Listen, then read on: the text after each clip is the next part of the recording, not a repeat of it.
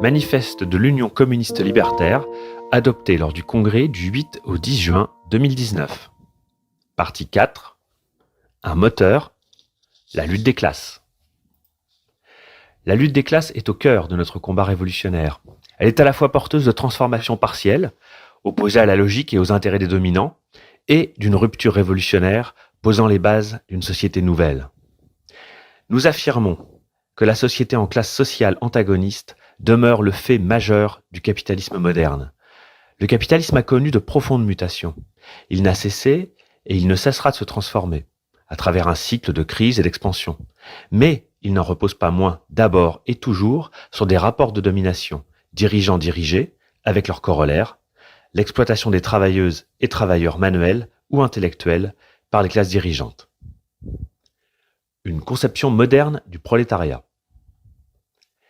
Les classes sociales sont déterminées par leur place dans les rapports de pouvoir et dans la production, qu'il s'agisse de la production des biens matériels, des marchandises, des équipements ou de la production des services, dans le secteur privé comme dans le secteur public. La lutte des classes oppose principalement la classe capitaliste et le prolétariat moderne. La classe capitaliste est constituée des catégories qui, propriétaires et gestionnaires des moyens de production, organisent la production et accaparent la plus-value qu'elles répartissent entre elles. Le prolétariat moderne regroupe l'ensemble des groupes sociaux qui, parce qu'ils sont privés de toute propriété ou possession des moyens de production, sont contraints à vendre leurs forces de travail, manuelles et ou intellectuelles, pour la plupart d'entre eux sous la forme du salariat et sans pouvoir réel de décision sur la production. Entre classe capitaliste et prolétariat, de nouvelles couches moyennes salariées se sont développées, cadres, ingénieurs, techniciens, etc., qui occupent des tâches de gestion et d'encadrement. Ces couches pèsent toujours plus, politiquement, mais aussi culturellement. La conduite de la lutte de classe suppose que la distinction soit faite, parmi celles-ci, entre celles dont le commandement n'est que d'ordre technique et professionnel, et celles qui participent à l'établissement de la finalité de la production. Une partie des indépendantes et des indépendants oscille, d'un point de vue matériel et idéologique, entre les catégories supérieures et populaires, en fonction du capital, social, culturel et économique qu'ils possèdent, des revenus tirés de leurs activités et de leurs conditions de travail. Les travailleuses et travailleurs non salariés de la terre, du bâtiment ou de la santé notamment, dont le plus grand nombre subit l'exploitation de ce système de domination, constituent toujours une catégorie sociale importante, tant du fait de la finalité de leur travail que de leur place dans l'environnement naturel et social. Les mutations récentes du capitalisme dans les sociétés les plus riches ont diversifié et émietté le prolétariat malgré sa place importante dans la société, rendant plus difficile la construction et la transmission d'une conscience de classe. L'accélération de la lutte des classes, menée par la classe capitaliste, conduit à plonger de façon durable une part de plus en plus importante des travailleuses et des travailleurs dans le chômage ou la précarité. De nouvelles formes d'exploitation au travail se développent en dehors du salariat, tel l'auto-entrepreneuriat qui permet à de grands groupes privés, parfois par le biais de plateformes numériques, de faire appel à des travailleuses et travailleurs sous-payés et faussement indépendants, sans leur garantir une protection juridique et sociale.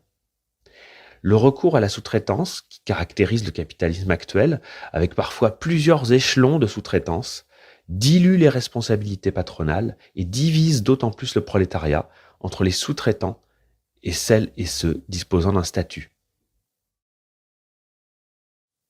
Pour une démarche inclusive.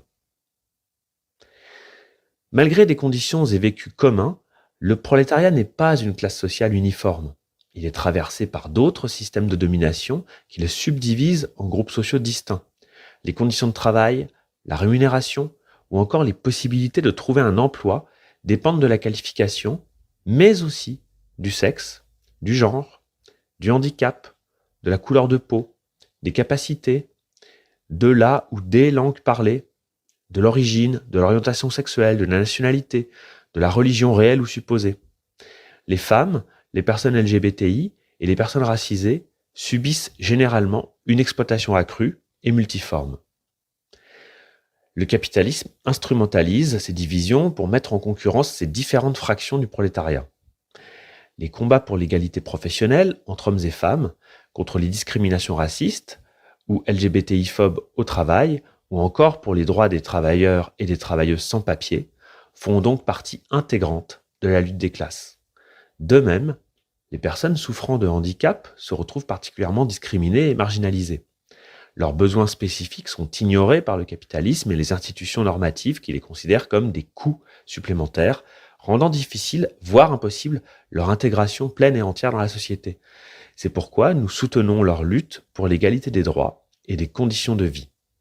S'ajoute à tout cela, et faisant partie intégrante de la lutte des classes, la lutte contre la hiérarchie visant à l'abolition de l'opposition entre dirigeants et exécutants dans le travail. Un rôle déterminant à jouer. La vision d'une classe uniquement ouvrière, minoritaire, avant-garde sociologique et unique force d'entraînement est une vision dépassée, qui ne prend en compte que la domination capitaliste et nie les autres oppressions. Il nous revient aujourd'hui, à nous, révolutionnaires, de renforcer l'inclusivité des luttes. Il faut arrêter de ne parler et de ne lutter qu'avec une frange particulière du prolétariat. Celui-ci est multiple, nos revendications doivent l'être également. Associer à notre vision anticapitaliste une vision antipatriarcale et antiraciste, c'est renforcer le camp des révolutionnaires, c'est lutter ensemble pour l'entièreté des prolétaires. La lutte des classes est au cœur de notre combat révolutionnaire. Elle est à la fois porteuse de transformations partielles sur le travail, le partage des richesses, le droit, les institutions, opposée à la logique et aux intérêts des dominants, et d'une rupture révolutionnaire posant les bases d'une société nouvelle, émancipant l'ensemble de l'humanité.